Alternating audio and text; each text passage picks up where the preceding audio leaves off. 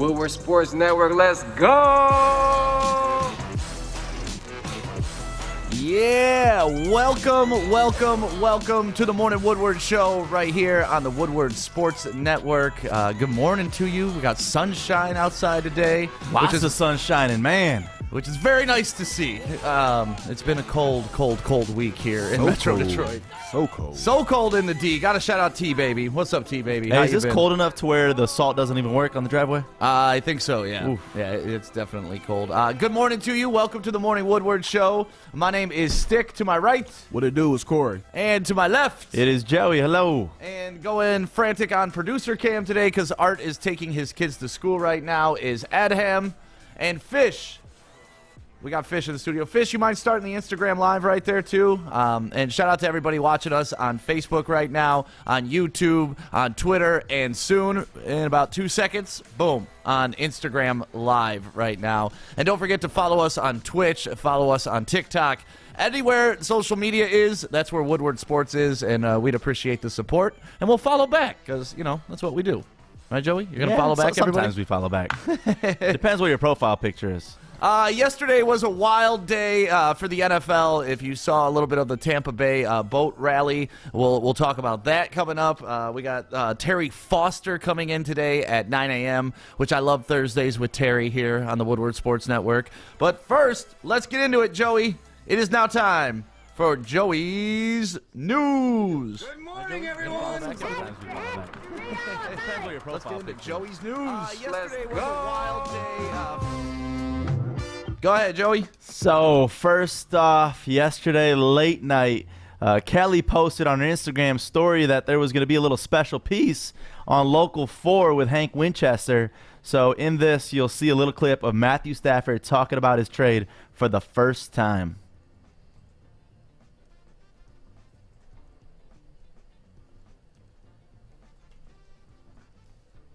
How hard was that for you?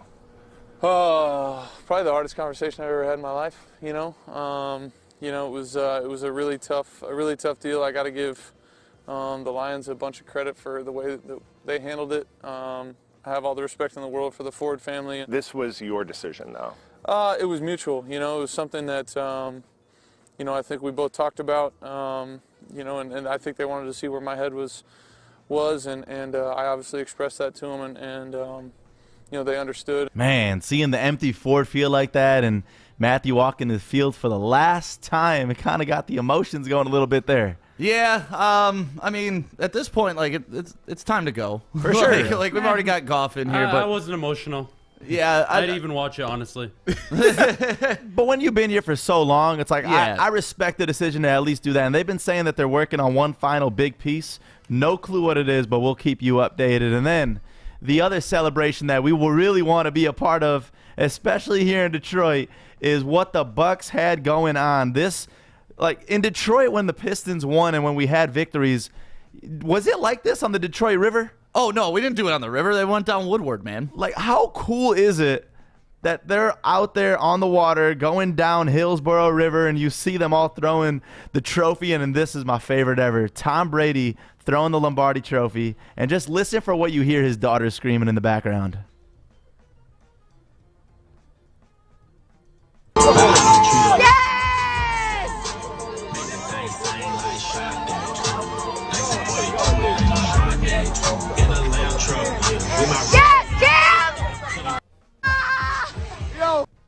Dad, no! Don't do it, Dad! Tom Brady was off that sauce hard. Avocado tequila So is what he strong. said it was. Avocado tequila. Dude, He barely typed it. It was like all. I don't know was if he his was doing that social by media design. team. Yeah. I want to see Tom Brady drunk so bad. We'll talk about that more and have a lot more videos for you coming up soon in the show. A late non-call leaving Trae Young and the Atlanta Hawks fuming after losing by 1 to Dallas Mavericks. You see in this video just Trae Young going off. So he was knocked down to the floor while setting a screen right before the inbound play with 4.7 seconds remaining. And obviously that let him not get in the ball. And, dude, this hit wasn't even bad. He was crying like a baby over that entire court. The Hawks did have a big lead throughout the entire game, and Luka Doncic 28, 10, and 10. Got himself a triple-double and a W. And they covered the over, and I got the money line win on that. Ooh. Hey. Okay. Damn, I should have put the money down. LeBron James and the defending champs, the Los Angeles Lakers, they won by 1 yesterday, and yet another freaking overtime. That is 3 straight games ending in overtime for a total of 4 overtime periods. And I'm talking LeBron played 41 minutes yesterday, 43 minutes on Monday, 46 minutes on Saturday against the Pistons. You know what that is? It's karma. It's karma for him Damn, you took the bitching words about out. the You first. took the words out my mouth. Oh, sorry, Corey. It's karma for him bitching about the first overtime game. Then, I'm too old to play too. And it's like, you know what? The basketball gods are like, oh yeah, LeBron, boom, another one. No, that's what he really meant with the Heat when he was talking about all the titles. He was talking about these overtimes. Another, not 1, not 2, not 3, not 4. And he may actually achieve that one. Yeah. It's crazy. 3 straight games. Let's see if the next game they have another overtime. But Giannis, dude, missed it at the buzzer. Could have won the game against the Phoenix Suns, but they ended up losing by 1 in this attempt at a game winner. He did drop 47 points, though, guys. Yeah, Giannis is the man. You know what's crazy? For him to be the reigning MVP, back-to-back MVP, he's having a pretty, there's not much chatter about him. No, but There 'cause, shouldn't be. yeah, He's expected. He's expected to be dropping 47. right. It's the Greek freak right there. This guy is the Tokyo 2020 Olympics chief and former Japanese Prime Minister Yoshiro Mori. And also former dumbass of the day. Yes. Yeah. And it's crazy when you go from former dumbass of the day into the Woodward Sports update, but this guy is officially stepping down after his sexist remarks that he made about women saying that board meetings with lots of women take longer. Yeah, because they don't know how to talk and get to the point, is what he said. It's stupid. This guy right here. Ooh, He keeps that spot in dumbass of the year. So We'll give it to far, him. I Yeah. don't know, man. The Gorilla Glue chick is top of my list. Yeah, Because there's a bunch couple of them. misogynistic dudes out there. There aren't a lot of people dumb enough to put Gorilla Glue in their hair. Well, there's one. Yeah, there's one. We found her. Yeah, there's one that we can agree on that probably will win Dumbass of the Year, and it is the ex-NFL player Chad Wheeler. Oh, yeah. Here's a video of his ex-girlfriend speaking out, saying, "We are glad to see that she is on a better track right now. I mean, she looks good, and I hope nothing better for her." So here's a little clip from her of what she had to say.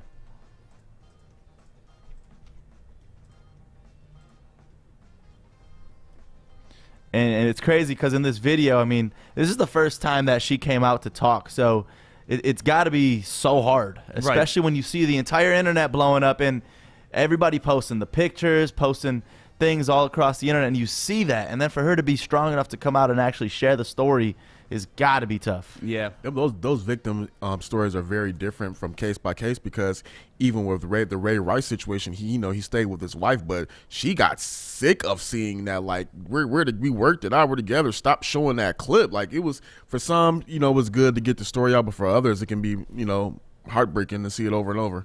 So we'll have that clip for you in a little bit. There is your Woodward Sports update, and I just wanted to give a little shout out because Valentine's Day is sneaking up on us. 3 days away, fellas. And I'm warning you because don't drop the ball on this. And ladies, if you're watching, Bridge Street Exchange is a spot where you could go. It's a one-stop shop. Get anything for your man. I'm talking Thorogood boots, Carhartt gear, Detroit Grooming Company, all the freshness that I like keeping in my beard, all the oils and all that. So WSN is your code word to get 15% off at bridgestreetexchange.com. So take advantage of that. Yeah. And you touched on it a little bit in your news, Matthew Stafford saying goodbye. And I was reading an article because he did an interview with Mitch Albom, the famous Mitch Albom from Detroit, and they were just talking about how this was a process probably about a year or two in the making. Kelly and him discussed it before last season, and then once this season happened, obviously, he just said, when you bring in a new GM and you bring in a new coach, I don't think I'm the guy to lead that rebuild, and he was shocked by how great the Fords have handled this because, he went in that room, he told them, hey, I'm not the guy to be here anymore. And he said, even in his, interview, that they had every right to hold him to the next 2 years on his contract and be like, no, bro, you signed a contract. You're a Detroit Lion. But they got him to the place he wanted to go. And, it's nice to send him off, but it's also like, I don't know. It's kind of anticlimactic at the same point. I mean, you can understand his apprehension of like wondering how it's going to go, because we've seen what happened with Calvin Johnson. We've seen what happened with Barry Sanders. They were not able to get out of their contract. At one point, Barry Sanders did want to come back and go for the Dolphins, but they wanted him to pay back $5.5 million to make that happen.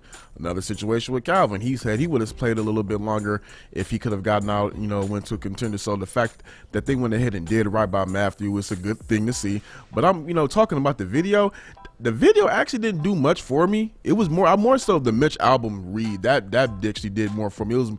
It was more in depth, and as far as like how his feelings, where his mindset was at throughout the whole past couple of years, and the highs and the lows, and him talking about everything that he gave to the city. That did more for me than the video. But I am curious to see. Apparently the announcement that him and Kelly have, their big announcement is going to be sometime at like around 5 o'clock today. So I'm looking forward to that. And she hinted towards it in her Instagram story, saying that it's going to be something for Detroit schools and kids, because she posted from playground in Detroit.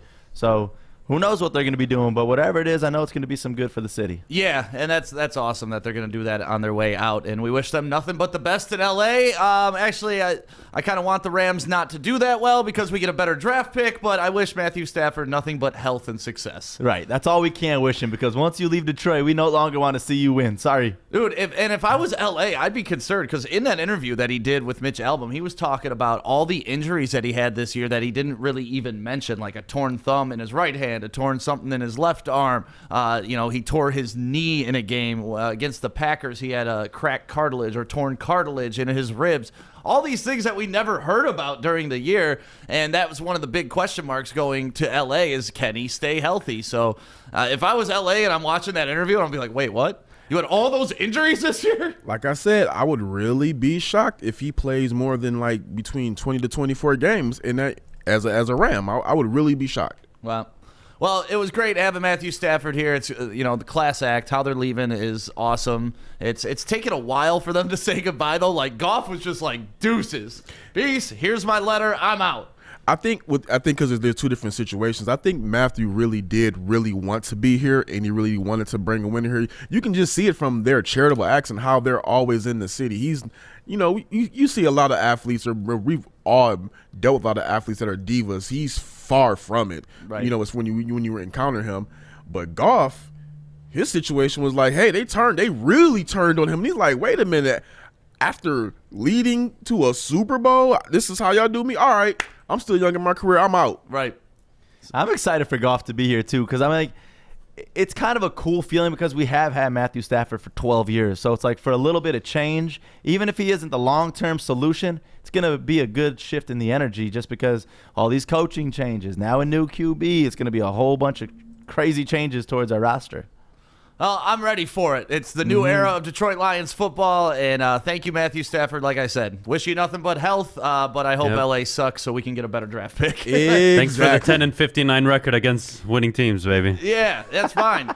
He can take that to LA, and hopefully we get that better draft Please pick. That's take all that I'm to concerned LA. about now is the Lions. So, thank you, Matthew Stafford, for all you did for the city, but let's go Lions. Speaking of, I guess, Super Bowls and trying to get to them, the Bucs achieved that goal this year, and what they achieved yesterday I think was even more impressive. Tom Brady stumbling drunk off of boats, on boats, throwing the Lombardi trophy. I mean, there's video of Chris Godwin's phone getting dropped into whatever the channel or the bay that's there. Hillsborough River. Oh, okay. So they're on a river. Scotty Miller, who, by the way, Scotty Miller shirtless just looks like a dude from Waterford. Like, all he looks like is some, like, skinny-ass dude that you meet at a house party in Waterford. But, I was thinking Lake Orion, but yeah, Waterford works too. But we got some of these videos. Adam can just throw them up while we're talking. I mean, like, Gronk dancing shirtless, being full-out Gronk. And did you see Gronk's comments about having to retire? No, I didn't see those. He's like, man, I may have to retire just to avoid training camp again. They know his trick now too. Unless there's COVID, then he could bust out the trick that he did with changing all of his shirts, so he could just practice for one day. Yeah, so I got a couple of friends that play for the team and work near the team, and apparently every single one of them were all faded, and Brady was apparently the first one. And I believe we can see it because he had his weekend at Bernie's hold the boat moment when he was just stumbling out. I'm like, this dude could not even stand, but he was all smiles. Even when he was running into Antoine Winfield, just putting up the peace sign, and just he was totally living his best life. I think, and you know what, we've seen, of course, multiple celebrations with Brady and Gronk in the Super Bowl, but I think with them being out in New England and being in Florida and this being a little bit of a looser environment, they really got to unwind and just put caution to win. I mean, who tosses a Super Bowl trophy over water? If we thought Gronk was going to get banned, I wonder what they're going to say about Tom. Well, yeah, that's what Fish brought up with his facts yesterday, that Gronk's not allowed to touch the trophy after what he did a couple years ago. What are they going to say to Tom Brady? Dude's throwing that huge trophy over a channel. But that being said, if there's anybody you want throwing the trophy, it's Tom Brady. And thing is, I guess he was mad that he didn't get Gronk that third touchdown in the Super Bowl, so he said, we're going to go ahead and do it after. Yeah, I just posted this. What's a better boat party, Jobby Nooner or the Tampa Bay Bucs parade? Come on. What would you rather be at? Come on. I mean, okay, here's my argument for Jobby Nooner. There's no chicks on the boat. Okay. Okay. That's the one thing I get. But, I mean, listen, if we're celebrating with the Detroit Lions on the Detroit River throwing this trophy around, I'm taking that all day. Yeah, so these videos are hilarious, and I could watch them all day, especially the one of Tom Brady when he's holding his daughter. Did you see that one? He's got his daughter in his hand, and he's, like, stumbling around the boat. Me and Fish were watching it yesterday, and Fish comes in. He's like, Fish got so concerned for his daughter. He's like, why is his daughter in his hands? And it's like, all right, Tom Brady's got this, man. It's the GOAT. Drunk goats are funny to watch. You know what? I learned one thing yesterday while watching all these clips of Tom Brady and whatnot. First off, this guy pulls up to the parade in his $2 million boat. That's right. He's drunk. He has everybody around him. At that moment, I realized that Tom Brady is Batman. Tom Brady is really Batman. He kicks ass on the field, and then off the field, he pulls up on $2 million boats, gets drunk, has a model for a woman. I mean, he's Batman. Well, he's if you Bruce think Wayne. about it, crime has stopped in Tampa since he got there, and I never put those two and two together. Thanks. I mean, yeah, he's Bruce Wayne in the flesh. Oh, no, he's just like, every time you think Tom Brady can't get better, it's like, oh my God, I want to party with the guy now. Not only do I want to train with him to be the best athlete ever, now I want to get drunk with this guy. So I just want to hug Tom Brady, I feel like. And Gronk. Who doesn't want to party with Gronk? Like, what a fun group to win a champion. And then Bruce Arians dropping F-bombs while he's up there saying, this is the best fucking party I've ever been to, and I've been to good parties. It's like, that's the oldest coach ever to win a Super Bowl, and he's up there dropping F-bombs. It reminded me of when Bill Davison was calling out everybody during the Pistons championship parade. Do you remember that? Oh, They yeah. said we couldn't do it. Bullshit. Like, they said we couldn't win a championship. Bullshit. And he just kept going with it, and you're just like, damn. Bill Davison wanted that championship. You know what? These last three Super Bowls have been a back and forth battle of the dancing and partying tight ends. You got Gronk, then Gronk with the Patriots, and then you got Kelsey with the Chiefs, and then you got Gronk again with the Bucs. It's Right. like, I mean, is Kelsey going to try to come back and get his dancing moment now? I'd rather party with Gronk all day over Kelsey. Oh yeah.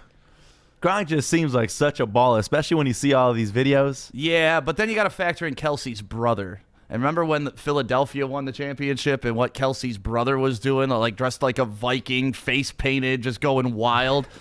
So I don't know. The Gronkowskis would be pretty fun to party with. The Kelseys would be pretty fun to party with. And we found out yesterday, Tom Brady would be pretty fun to party with. Yeah. Except I don't know about avocado tequila. Yeah, I'm not so sure about that one. That's a bit of a stretch. I'm not an avocado guy, so I would never rock with that. But congratulations to the Bucs, and I do like that idea. If the Pistons, Lions, Red Wings, or Tigers ever win, maybe once the River Walk is complete, that's where the parade is. So you go from Belle Isle all the way downtown and then loop it around. That would be dope, but I think that the weather here is too, the Michigan weather is too unpredictable to pull that very off. fair point. I didn't even think about it. 9 degrees outside, and I'm saying do this on the river. Frozen water. Right. Okay, if the Pistons win in Right. April or June, But yeah, that would be fun to have one on the Detroit River. That'd be so fun. Yeah. Now that Kobo's gone or Joe's gone and they're completing that whole process, we have a good river walk, and they could do it at Old Shane Park and drive up the boats right yeah, to just it. drive up the boats right there and do it at Shane Park or Aretha Franklin. Yeah, it's gonna be like Pine Knob for me forever. Right. It's so many different places that they could throw that parade at. I mean, that you really utilize Belle Isle to its fullest extent. I mean, it's a lot. Yeah, Belle Isle would be crazy for a Lions parade. One day, I hope we all get to experience that together. And I want to say thank you to everybody that's watching us right now on Facebook and sharing this and letting other people know about it. If you're on YouTube, drop a comment and subscribe. Twitter, please retweet. And, we're everywhere else, too. Make sure you follow us on Twitch. Make sure you follow us on TikTok. Instagram, we're live on right now. And, guys, the app is coming soon. See, that's crazy. Is the app is just about 2 weeks away from launching. Damn. You can listen. The cool part about this, too, is you can still listen and watch on Facebook.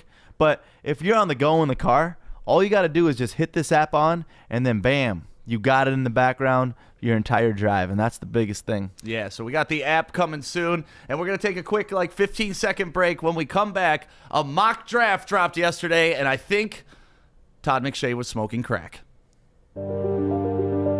I'm looking to bring on another HVAC tech right now. We are recruiting 5 to 10 techs a month. We're looking to grow and expand. Every new tech we hire is from Northwestern Tech. The hands-on training is fantastic. They're always my first call. We love hiring Northwestern Tech grads. They come out trained and ready to work. Our program is only 10.5 months, and our next classes are starting soon. So why wait? I'm looking to hire a graduate of Northwestern Tech. Northwestern Tech. Northwestern Tech. Northwestern Tech. So Mel Kiper and Todd McShay are kind of the unofficial draft gurus, right? Even though they're not gurus, McShay they're guys with an opinion. Yeah, that's it. Kiper gets damn near everything wrong, but everything. But needless to say, they put out mock drafts, and our mock drafts are coming out. Our 2.0 mock drafts are coming out tomorrow. But when I saw this yesterday, I could not believe the top 5 picks in this mock draft, which really changed what we're going to get at number 7 for the Lions. And do you guys want to go through the top 10 real quick? Yeah, let's do it. All right, let's do this. Top 10. Let's start with number 10 for the Dallas Cowboys. Caleb Farley, cornerback, Virginia Tech. Dallas needs all the help they can get on defense. Nobody gives a fuck about Dallas. Speaking of Dallas, did you see that Dak just followed the Washington football team on social media out of nowhere? Anybody else see that? Dak is trying to be funny. He's a funny ass. Yeah, well, Dallas also released a hype video like the Lions did and we played on Monday without Dak in it. Ooh. Now that's a slap in the face. Come on now. They're kind of trolling each other at this point. Yeah, okay. Oh, all right, Jerry, man. it never works out well for you when you do this type of stuff, but have at it. Right. So I could see them going cornerback there, but if they don't have a quarterback, they better go quarterback at number 10. And it seems like there's enough quarterbacks in this draft. It does, unless we'll explain why they may not be available. Number 9 to the Denver Broncos. I wouldn't mind this guy on the Lions if if we couldn't get the player that we absolutely wanted. Patrick Surtain, the cornerback out of Alabama. I mean, he's the pedigree that he has coming from his dad, who was a great NFL player, playing at Alabama. The dude just looks like a man-child when he's out there. And I wouldn't mind if the Lions drafted him at 7, and hopefully Okudah comes along, and then we got 2 shutdown corners. That's actually where even with the season that Okudah had last year, if they would have had him at a lower pick like that, I would have been able to stomach it because, I mean, taking a corner in the top 10 is not bad, but in that top 3, he has to be a generational talent. So, if they did go that, I wouldn't be mad because they need playmakers on every position on defense. Right. Yeah, Miami Dolphins, in this projection, the Miami Dolphins and the Carolina Panthers, they swap. They trade picks. So okay. Carolina moves up to 3. Miami would move down to number 8. And Miami would take Jalen Waddle, wide receiver, Alabama. Man. Which you got to get Tua some help.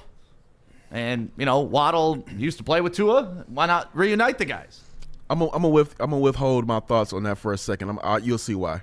Well, okay. Cool. Joey, you got any thoughts on that? My only thought on that is Waddle got some injuries on him, and I'm a little bit worried and a little bit hesitant at taking him so early in the draft, but it's not our team, so I could give a damn less. It says in this mock draft scenario, Miami picks up an extra first rounder. So they get an extra first rounder from dropping down to 3 to 8, and they land Waddle. I think that's a solid draft for Miami if they can pull that off. Now to number 7, boys. The Detroit Lions. In the original mock draft, they had us taking a quarterback here. Now, what position do you guys think we're going to take? I'm going to go with Pay. Quiddy Pay? Yeah. That's who was in my first mock draft, which may change because obviously now that we don't have a quarterback, right. Some things change on what positions you got to fill in. Who do you think? I personally think that they should still take a hard look at Trey Lance, even with Jared Goff. Dan Campbell already said he prefers a mobile quarterback. I've seen the tape of Trey Lance. He just has that it factor, and I believe that when you're going ahead and going through a rebuild, that's the type of guy where if Jared Goff gets off to a slow start in these first couple of seasons, Trey Lance is a guy who you can build around for the future. And there will be other quarterbacks like him coming up in the next year, but I believe if they're going to take a flyer at a QB, I would not mind them going that way. But also too, would you have Jared Goff, and if you really believe that he can be the guy moving forward, definitely go defense and go look at a Quiddy Pay or a Micah Parsons if he's still there. But again, on the flip side, if they do go wide receiver, I honestly would like Jalen Waddle. Okay. Over Devontae. Well, over Devontae? Over Devontae? Yeah, because first off, they're both small wide receivers. But just looking at the tape, I feel that Waddle has a really small frame.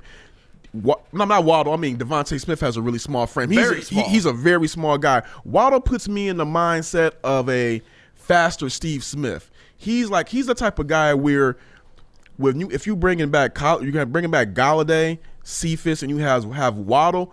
Waddle could be put in so many different packages where he could be a mismatch for defenders and linebackers. It would really open up the offense and give Jared Goff the weapons that you need if you believe that Goff is that guy. But again, I would rather them go defense.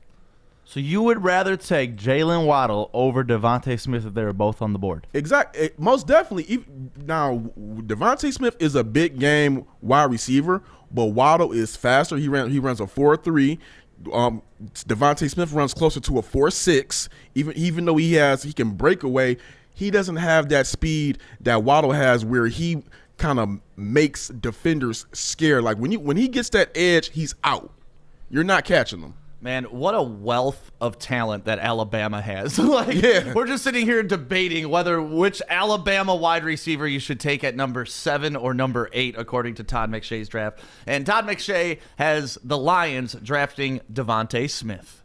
And I like Devontae Smith as more of a playmaker, and I think he'll stretch the field for us more than Waddle will at this point in his career. To me, he's more polished. He can run every route. We saw what he could do on the biggest of stages. He's got all the pieces. I don't think you're going to go wrong with either of these guys, but if I had to take a wide receiver, that's the wide receiver I'm taking in this draft, or I'm considering Jamar Chase. To me, it's between Chase and Smith, just because Chase may have taken the year off, but when he did play, dude was an absolute beast. It kind of scares me because we fall back into the Mike Williams situation. Remember when Mike Williams had a great year at USC, and then he decided to come out of the draft because Maurice Clarett got permission to do it while he was 17 or underage. Then the NFL shot that down, and they screwed Clarett.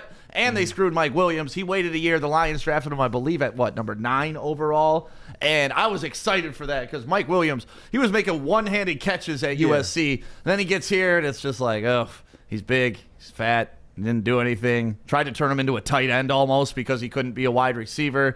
I don't see that happening with Jamar Chase, but the 1 year off does kind of give me caution. I will say this. My hope is that the Lions go defense with this number 7 pick.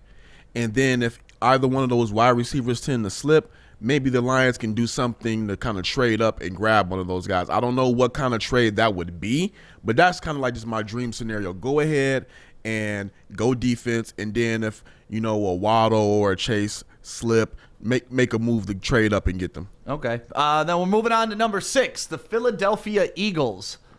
Jamar Chase, which, once again, I don't really agree with this pick for Todd McShay because they just drafted Jalen Reagor last year. So if they're going to spend a first-round pick this year on a wide receiver, they're going full-out Lions back in the day, just drafting wide receivers that they don't necessarily need when they need a lot more. I mean, you got a quarterback that's unhappy. Your defense was getting shredded. Your offensive line isn't very productive. The backup quarterback that may come in really didn't show he had an arm. He ran for 100 yards every game, but that's not going to get you far over 16 games unless you're Lamar Jackson. And we've seen, even with Lamar Jackson, it doesn't get you far. I don't know where Penei Sewell's going to go in the draft, anywhere in that top, 10. But if he's there for the Eagles, they have to take him. Yeah. Like that they don't need to do anything else but address that offensive line, because that's been a thing for them since Vic. Their quarterbacks get creamed. Yeah. Well, even when Vic was there, that wasn't like prime time Vic, I mean, he was. It wasn't Atlanta Vic. No, it wasn't Atlanta Vic, but right. that Vic was still good. I mean, I still remember when those 6 touchdowns on Monday Night Football against the Washington football team that year when he replaced Donovan. He wasn't old Vic, but he still had enough left to be a winning quarterback. It's just that offensive line was letting him take too many hits. Right. And so we're moving on to number 5. And Corey, you just kind of mentioned this guy, our boy Penei. He would be available at number 5 to the Bengals, and they need line help. Yeah. Line help. I mean, you almost got your franchise quarterback murdered last year. So you bring on this guy, and you hope you can hold down the left side of the line and make sure Joe Burrow can make it through 16 games or 17 games this year or whatever. I disagree with that pick. That's in a nutshell. Yep. If he's not on the board, which I do think he will be at that place, do you think they still stick to the line and get the next available? Who? For Cincy? Yeah, no, they got to go offensive line. Like, that's just pretty much what they have to do. Unless there's a stellar player that's just way above everybody else on their board. If they don't draft line, they're doing themselves a disservice. Mm-hmm. All right, now's when it gets fun, because this is where I think this thing completely goes off the rails. There's 4 picks left, and one position occupies all 4 picks. Oh, my, you're kidding me. They're going to say the first 4 picks off the board this year in the NFL draft are all going to be quarterbacks. Dude, this is what's crazy to me is all these mock drafts that come out, and then all of a sudden they got BYU's quarterback up here, and then they start talking about the other quarterback, then Trey Lance, and then all of a sudden they make their top 4 picks. Yeah. And honestly, what did he have? He had Mac Jones going at 12, so 5 of the top 12 picks would be quarterbacks. So let's get into it. The number 4 quarterback off the board to the Atlanta Falcons, Joey's boy, Justin Fields. They got him at number 4 on top of all that? Yeah, he's the worst out of all of them, Joey.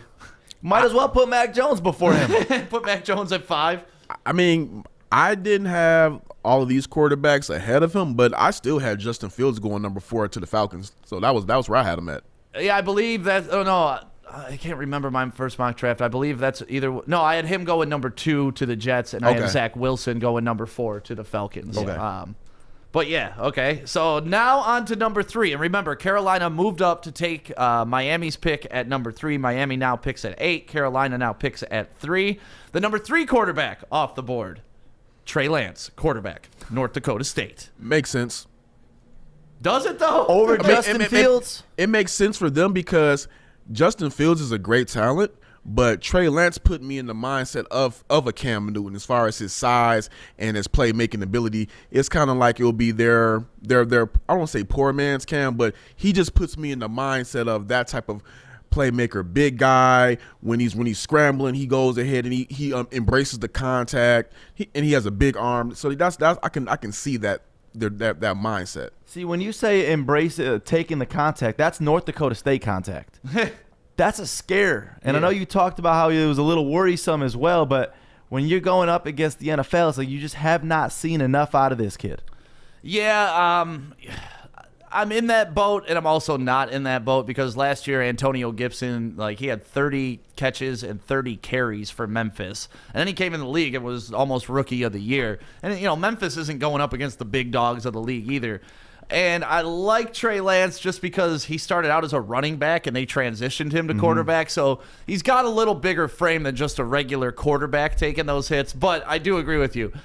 He's not playing the best competition in the world. I mean, neither was Josh Allen, and he was damn near an MVP this past season. Yeah, but how many Josh Allens can you pick out, though? I mean he's kind of an anomaly. I mean, it's always somebody, but I mean, who was Wyoming playing? Exactly.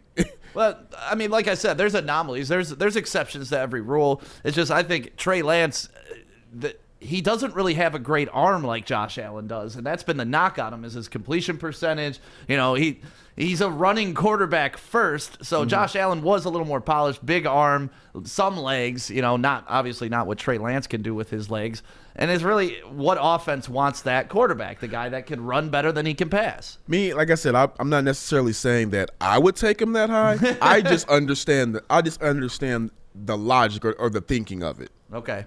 Number 2, who do you think? Well, I guess it kind of gives it away now. There's only 2 quarterbacks left, and we know one's definitely going to go number 1 overall. So the number 2 quarterback would be Zack Wilson, quarterback, BYU to the New York Jets. Zack Wilson, if we're talking about Trey Lance does not need to be number 3, Zack Wilson damn sure doesn't need to be number 2. He looks like he looks like Macaulay Culkin out on the field throwing the football. I mean, I didn't really see much from him that made me like, wow, he's the number 2 pick. He looks like a poor man's Baker Mayfield, on the field. I didn't really see that many. I mean, I would say this. He's daring. He does take some risk, and I could see him being a kind of a guy that teammates may galvanize around. But at the number 2 pick, I didn't really see that much of a talent to put him above everybody else on the board. Ryan Clark on ESPN compared him to Patrick Mahomes. Wow. No. I know. That's why Ryan Clark is out of the league. I was just going to say, Adam, I want to get your opinion on this because we've talked about this for a while. You were high on Zack Wilson as a 2nd or 3rd round pick. How do you feel now that this kid's being projected number 2 overall? I don't know. Idiots like Todd McShay are just ruining my life. Well, what did you see in him? What did you like about him? He's very similar to Trey Lance. Maybe not athletically, but from a prospect standpoint, there's an untapped potential there in both of them that NFL teams are going to look at. If you take Zack Wilson at 2, you got to be kidding yourself if you're the Jets. You have Sam Darnold, who's had nothing to work with, literally. No offensive line, no offensive weapons. And Adam Gase was his coach. Look how it worked out for Ryan Tannehill. He left Adam Gase. He became a top 10 quarterback. Granted, he has Derrick Henry, but still, not beyond the point. I think it's where you land if you're a quarterback. I don't know how I feel about Zack Wilson or Trey Lance in the top 10. I feel like they got to be from 10 to 20 for them to be successful, but I could be wrong. I definitely feel like teams are willing to risk it for the biscuit with these guys. It is really you're hoping they blossom into something great, and you're using the Josh Allens of the world as an example of why this would be a smart pick. Is that there also is a kind of FOMO when it comes to these guys. You're gonna be afraid as a GM if you pass on a Zack Wilson and he turns out to be Patrick Mahomes, but we've seen it before. Patrick Mahomes got passed on to become Patrick Mahomes. The Jets should do 2 things, and they're in the very similar situation to the Lions, actually. They should trade back, unless their guy is there. I think the Jets should take the offensive tackle at number 2. I think that's the smart position. You don't have to go forward with Sam Darnold, but you don't have to force drafting a franchise quarterback at number 2. You don't even know if it's the guy. We all know Trevor Lawrence is the guy in this draft. You're taking a huge risk on every other quarterback at number 2. And you know what, to your point, Sam Darnold has been given a raw deal since he stepped in the league. You don't really – I think if you get you got Robert Saleh. I believe he's going to go ahead and create the right culture around them. Just see what you have with him for another year or 2. This is such a Jets move to actually have a quarterback that you don't really know what you have yet and just draft another one prematurely. Yeah, it kind of reminds me of what Arizona did with Josh Rosen, except, Sam Darnold, I think, has a lot more talent than Rosen. Well, look at the Lions. They've got 2 years of Goff, and it's risk-free. After 2 years, you cut him for no penalty. Why are you going to rush taking a quarterback at 7 when you could spend the next 2 drafts either trading back and getting draft capital or just taking defensive players, fixing the defensive side of the ball?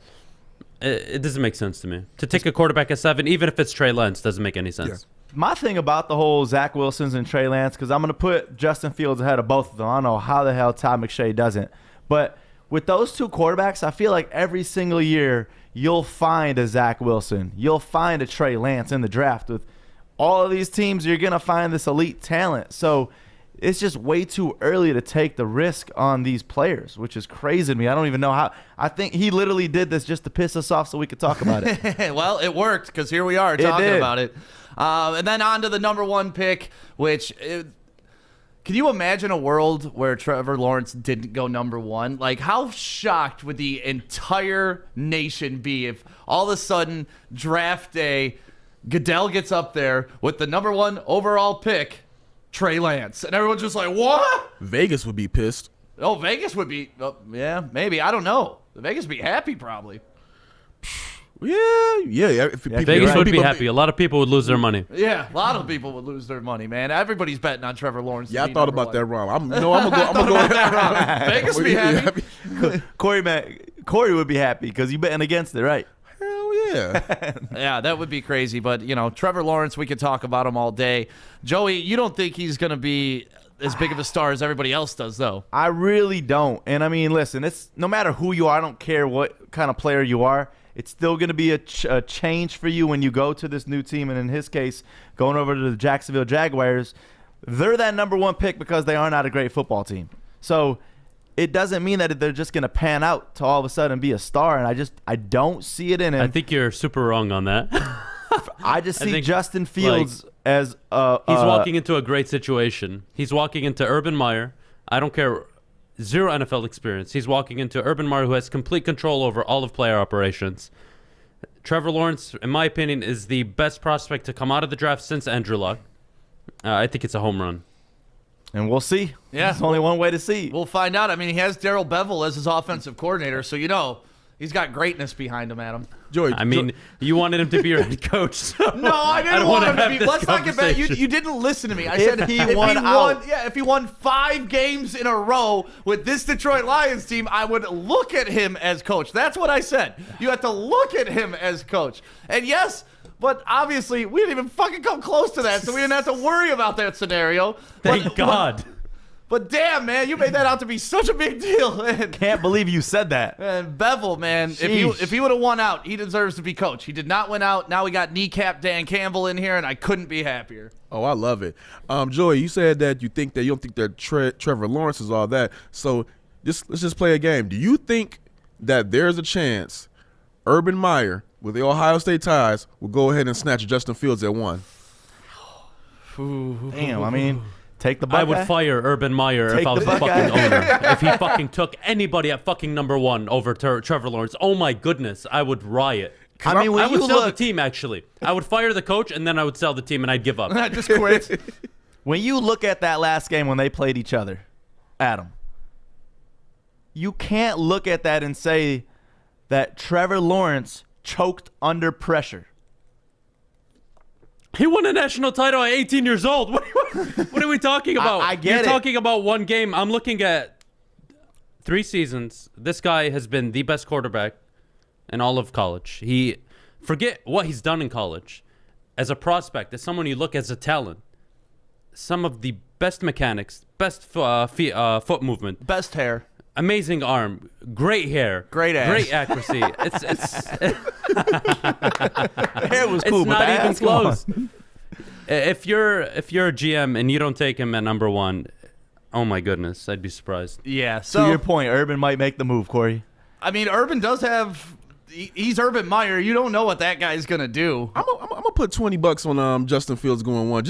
I got 20 to lose. That would be so shocking, man. I don't know what I would do draft day if that happened. That 20 is. I don't believe it, but That 20's turning into like 10 G's.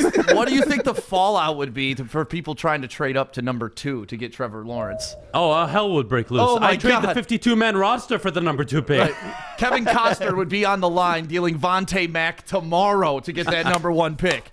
Like that's what he would be doing right now. That movie. Did you like That was a good Draft movie. Day? I like. I'm gonna take that back. I love parts of it. So many people clown that movie, but I love it. I love parts I love of it. that movie. Like the part where in David effing Putney. Or just like nobody showed up to his birthday. And that's why they don't draft the kid.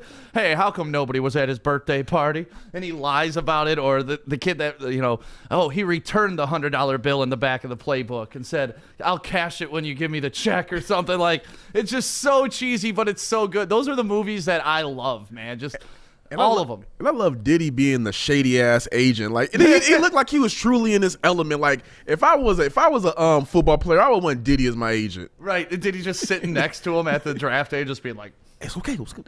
no, I don't know what's happening. I really felt like that was the story of Aaron Rodgers. Because I swear to God, Aaron Rodgers was supposed to be a high draft pick. We find out later on in his career that he's an asshole not only to his family, his teammates, Danica Patrick, the girls he dates, and that's probably exactly what happened to Aaron Rodgers. Hey, why aren't you drafting Aaron Rodgers? He was supposed to go number 2 overall. Why is he still sitting there? Why are we moving him out of the green room? Well, no one showed up to his birthday party. Hey, I mean that might be his karma of why he hasn't been back to another Super Bowl. Yeah. Oh, that was low blow, Corey. Low blow. Low blow, Corey. It's not a low blow. I know. Truth. At least they've been to a Super Bowl. That is true. But we could be having the same conversation about Patrick Mahomes in about 6 years, too. Like, that's why I only won 1 Super Bowl. That would be wild. I was having that conversation yesterday with some guys that may join the network, and we were just talking about, like, how greatness teeters on just, like, the tip of a pen. Because, if Patrick Mahomes wins that Super Bowl, we're talking about, he's next up. He's the greatest. He's got 2 Super Bowls before 25. And the fact that he didn't get it, now it's like, he may never get back. Patrick Mahomes may only have 1 Super Bowl on his career, and now we're going to talk about him like a Drew Brees and Aaron Rodgers, all the talent in the world, just not the GOAT. And not even just Well, the at fact least he that got back to a 2nd Super Bowl. That's true. Yeah, and also the fact that, hey, he's 0-2 in the postseason against the GOAT. So that's going to, unless he, they have a Super Bowl rematch and he wins that one, he's going to have that. He's going to carry that stain, unfortunately. Yeah. So that was Todd McShay's mock draft top 2.0. 10. Yeah, all 32 teams. We didn't want to go through all the linemen late in the draft and stuff like that. Really just wanted to go over the skill position players. We'll have our mock drafts coming up tomorrow. And I got to readjust mine. I think I'm going to change a lot of things in my mock draft compared to the first one. That's why we do multiple mock drafts, and they're just fun to do. What's up, Adam? Are you trying to get my... Oh, okay. All right. So yesterday, we discussed it a little, and it's about the national anthem not being played in Dallas. And then later on in the afternoon, the NBA came out and said, Dallas, you're playing the national anthem. And then Mark Cuban came out and said, well, we never had a problem playing the national anthem, and we'll do it. So I'm confused by the whole situation. I think Mark Cuban did himself a disservice. But, Corey, how do you feel about the NBA kind of enforcing this rule now? I don't have a problem with it. I mean, it's a league policy, and they got if that's what they want to do, go ahead and enforce it. I also just liked what Mark Cuban did to bring attention to the conversation by using that loophole and going those 13 games without playing it. It did draw attention to an issue, and it made people hopefully it made people go do research behind the anthem and that and people's viewpoints on it. Like you said, it's not about necessarily the anthem per se. It's just like, hey, if you have that much passion for the anthem, hey, that's cool, that's fine. But also, as much passion as you have for the anthem and that energy you have, carry that same energy to listen to other people and have a conversation with them of why they don't feel the same way that you do, instead of just immediately dismissing it. Right. And Mark Cuban kind of said that in his quote, like, hey, I want both sides of the aisle to have input on this conversation. But where I find that weird is you don't give anybody input if you're just take it away. You know what I mean? Like, there wasn't a big full-blown conversation about this to take it away. It just kind of went away. Nobody noticed for 12 games because there were no fans in the stands. But on the 13th game, there was, like 1,000 people there, and then all of a sudden it got brought to light. An article came out about it. And now the NBA is just saying, okay, well, the COVID policies about what you want to do pregame are over. We're going back to our original policies. And I just thought Mark Cuban was kind of, even though he was thinking he's doing the right thing, I think he was kind of disingenuous with how he handled it afterwards by saying, oh, well, I never had a problem with it. It's like, well, clearly you had a small problem with it because you stopped doing it. Well, I don't think that he may have personally had a problem with it. I'm not inside the Mavericks locker room, so I'm just assuming that his players, well, all the players have been very vocal about different issues that they've either researched or been brought to light, and they probably took it to him and said, this is how we feel about it. So I'm just going to assume he operated in the best interest of his players. It may have been a collective, agreement, and then he went ahead and did it. I don't think that he just goes rogue and does this without their insight. But now that the league has stepped in and said, hey, we're playing the anthem, then you know what? We're going to, instead of just going ahead and causing a scene, then we're going to go ahead and play the anthem. I may not personally have a problem with it, but if my players did, or my players may have vocalized something to me, then I'm going to go ahead and listen to my players. That's what kind of what I got out of his statement. He had to have some kind of conversation with his players where they vocalize their thoughts on it, and then boom, okay, let's go ahead and make this decision. And don't need to drag it on. The league stepped in. Yep. They made their policy, and they enforced the policy. And, let's go ahead and go back to it. But the one thing is, I want people to actually I could say it right now, or you can go look it up yourself. Just look up the third verse and then look up about Francis Scott Key and look up what he has said about black people. And then you may understand why some of those players feel the way. Because the person who wrote the national anthem, he said this about black people. They are a distinct and inferior race of people, which experience proves to be the greatest evil that afflicts a community. If you have your views of the national anthem, that's fine. But if you're a black person, you read that the person who wrote the national anthem says that, you're entitled to feel a kind of way like, hey, if he wrote that for all Americans, I don't think that represents me. Yeah, and that's a fair point, which I can't argue. The dude is who he is. I just, honestly, before you ever brought it up, I was ignorant to it and never even heard that verse. So to me, I never even made that connection, honestly. And obviously, lots of people back in that time were a part of the atrocities and the stupidness of how this country was founded. And if I had to go back through history and put a check mark by everybody, I'd be marking off a lot of people in my book, which, I go back and forth because clearly today we understand that it's awful, and it's still at the... They'll redress this in the offseason.